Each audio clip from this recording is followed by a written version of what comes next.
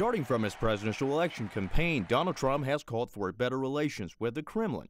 Trump's remarks put a strong focus on the first high-level talks between the new U.S. administration and Moscow. This came when Russian Foreign Minister Sergei Lavrov met U.S. Secretary of State Rex Tillerson on the margin of the G20 meeting in February in Bonn, Germany. I appreciate this chance to have the first meeting with Mr. Secretary of State since he officially took office. I would like to congratulate him again on his appointment.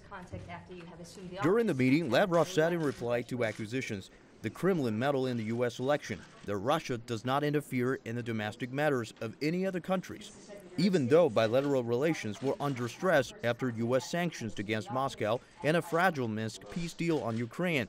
Both top diplomats said their first talk turned out to be pragmatic and constructible.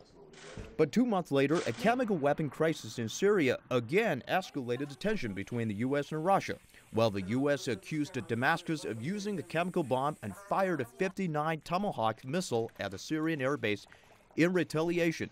Russia replied with strong words, saying it will stand by the Syrian government. The crisis triggered the second meeting between Lavrov and Tillerson. On April 12th, Tillerson met his counterpart and Russian President Vladimir Putin in Moscow, and expressing willingness to narrow the differences.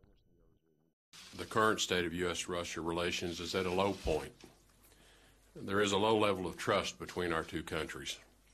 We've agreed to establish a working group to address smaller issues and make progress towards stabilizing the relationship so that we can then address the more serious problems.